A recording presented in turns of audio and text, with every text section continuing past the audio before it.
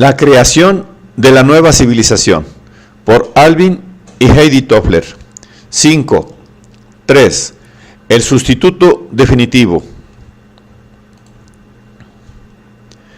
Cualquiera que lea esta página posee una capacidad asombrosa, la de leer. A veces nos asombramos al recordar que todos tuvimos antepasados que eran analfabetos, no estúpidos o ignorantes, sino irremediablemente analfabetos. Pero no solo eran analfabetos, sino que además desconocían la más simple aritmética. A los pocos que la sabían se los consideraba gente a todas luces peligrosa. Una maravillosa advertencia atribuida a San Agustín sostenía que los cristianos debían permanecer alejados de quienes pudieran sumar o restar. Era obvio que habían establecido un pacto con el maligno. Tuvieron que pasar 1000 años para que pudiéramos encontrar a los maestros de cálculo, impartiendo sus conocimientos a alumnos destinados a carreras comerciales. Esto pone de relieve que muchas de las técnicas que en la actualidad se dan por sentadas en el ámbito empresarial son producto de siglos y milenios de desarrollo cultural acumulado. Los conocimientos procedentes de China, de India, de los árabes y de los traficantes fenicios, así como de Occidente, son una parte no reconocida de la herencia con la que cuentan ahora los ejecutivos de todo el mundo. Sucesivas generaciones han aprendido estas técnicas, las han adaptado, las han transmitido y luego, poco a poco, han ido construyendo sobre el resultado. Todos los sistemas económicos descansan sobre una base de conocimientos. Todas las empresas dependen de la existencia previa de este recurso de construcción social. A diferencia del capital, el trabajo y la tierra, aquel suele ser desdeñado por economistas y ejecutivos cuando determinan las aportaciones precisas para la producción. Y sin embargo, este recurso es el más importante de todos. Hoy vivimos una de esas épocas portentosas de la historia en que toda la estructura del conocimiento humano sufre de nuevo las convulsiones del cambio a medida que se desploman las antiguas barreras. De la misma manera que reestructuramos ahora compañías y economías enteras, estamos reorganizando completamente la producción y la distribución del conocimiento y los símbolos empleados para transmitirlo. ¿Qué significa todo esto? Significa que creamos nuevas redes de conocimiento. Enlazamos entre sí conceptos de modos sorprendentes, construimos impresionantes jerarquías de deducción, alumbramos nuevas teorías, hipótesis e imágenes, basándonos sobre supuestos inauditos, nuevos lenguajes, claves y lógicas. Empresas, gobiernos y particulares recopilan y almacenan ahora más datos que durante cualquier otra generación de la historia. Pero lo más importante es que interrelacionamos datos de más formas, les damos un contexto y de ese modo los constituimos en información y reunimos fragmentos de esta en modelos y arquitecturas cada vez mayores del conocimiento. No todo este nuevo conocimiento es correcto, positivo o incluso explícito. Gran parte del conocimiento, en el sentido que se da aquí al término, es tácito. Consiste en una acumulación de supuestos, de modelos fragmentarios, de analogías inadvertidas, e incluye no solo informaciones o datos lógicos y aparentemente objetivos, sino valores, productos subjetivos de la pasión, por no mencionar la imaginación y la intuición. La explicación del auge de una economía supersimbólica, la de la tercera ola, radica en la gigantesca convulsión de la base de conocimientos de la sociedad y no en la revolución informática o en una mera manipulación financiera. La alquimia de la información.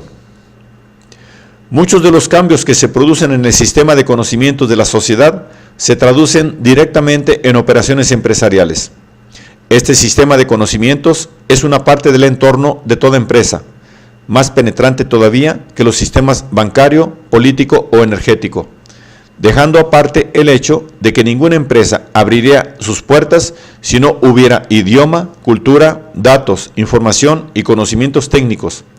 Existe el hecho más profundo de que todos los recursos necesarios para crear riqueza ninguno es más polivalente que el saber. Veamos el caso de la producción en serie de la segunda ola. En casi todas las fábricas de la era de las chimeneas, cambiar cualquier producto significaba un gasto desmesurado.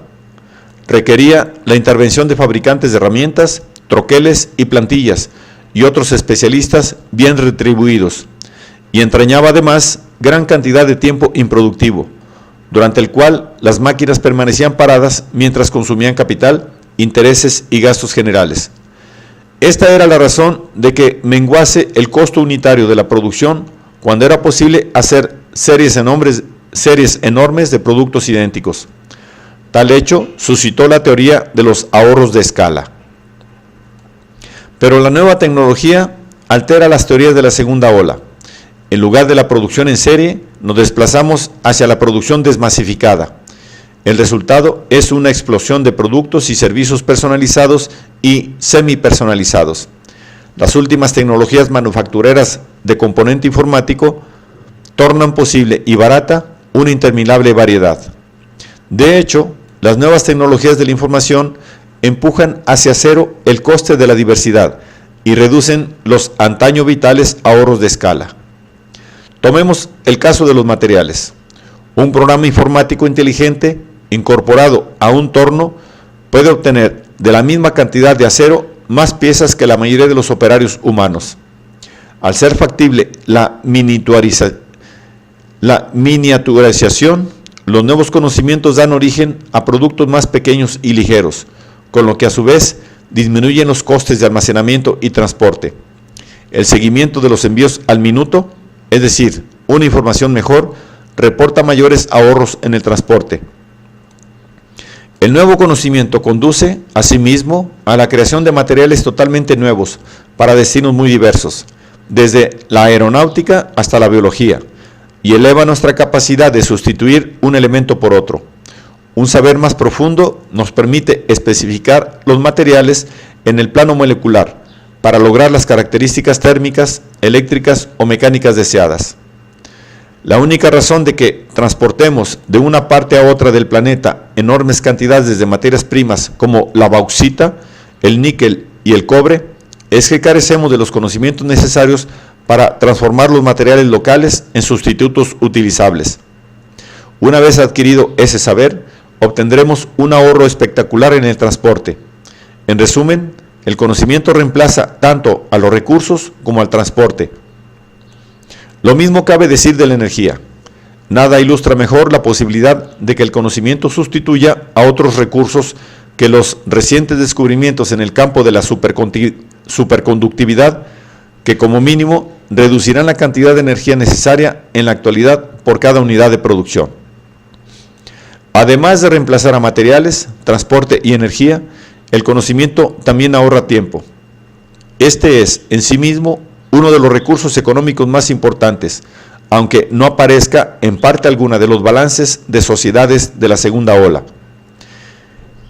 El tiempo sigue siendo, en efecto, un insumo oculto, sobre todo cuando se acelera el cambio. La capacidad de acortar el tiempo, por ejemplo, mediante una comunicación veloz o llevando rápidamente al mercado los nuevos productos, puede marcar la diferencia entre beneficios o pérdidas. Los nuevos conocimientos apresuran las tareas, nos llevan hacia una economía instantánea, en tiempo real y sustituyen al tiempo. El saber también conserva y domina el espacio. La división motriz de General Electric construye locomotoras. Cuando empezó a utilizar sistemas avanzados de tratamiento de la información y de comunicaciones para relacionarse con sus proveedores, pudo reponer sus existencias 12 veces más deprisa que antes y ahorrar unos 4.000 metros cuadrados de espacio de almacenamiento. Son posibles otros ahorros al margen de los productos miniaturizados y la reducción de almacenes. Las tecnologías avanzadas de la información, incluidas la exploración óptica de documentos y las nuevas capacidades de las telecomunicaciones, permiten alejar la producción de los encarecidos centros urbanos y reducir todavía más los costes de energía y de transporte. El conocimiento contra el capital. Se ha escrito tanto acerca de la sustitución del trabajo humano por el de los equipos informatizados que con frecuencia pasamos por alto los modos en que también reemplazan al capital. En cierto sentido, los conocimientos representan, desde luego, para el poder de las finanzas, una amenaza a largo plazo muy superior a la de las organizaciones sindicales o los partidos políticos anticapitalistas, porque, en términos relativos, la revolución de la información mengua en una economía capitalista, la necesidad de capital por unidad productiva. Nada podía ser más revolucionario. Vittorio Merloni es un empresario italiano de 61 años. El 10% de las lavadoras automáticas, los frigoríficos y otros electrodomésticos grandes que se venden en Europa son fabricados por la empresa de Merloni. Sus competidores principales son Electrolux de Suecia y Philips de Holanda. Según Merloni, ahora necesitamos menos capital para hacer las mismas cosas que en el pasado. Eso significa que un país pobre puede defenderse hoy en día con el mismo capital mucho mejor que hace 5 o 10 años. La razón, afirma, es que las tecnologías basadas sobre el conocimiento reducen el capital necesario para producir lavavajillas, hornos o aspiradoras.